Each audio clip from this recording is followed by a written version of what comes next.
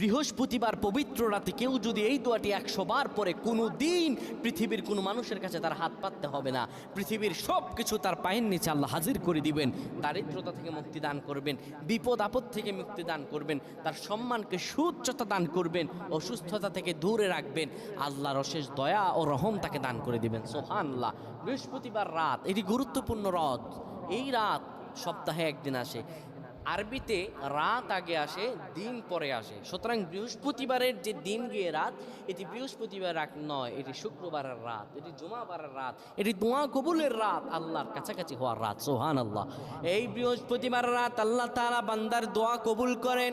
কেউ যদি বৃহস্পতিবার রাতে ঈশা নামাজের পরে পবিত্র হয়ে ইয়া হাইয়ু ইয়া হাইয়ু ইয়া হাইয়ু ইয়া রফিয়ু ইয়া রফিয়ু ইয়া রফিয়ু এই দোয়াগুলো পড়তে পারে 100 বার, আল্লাহ রাব্বুল আলামিন তার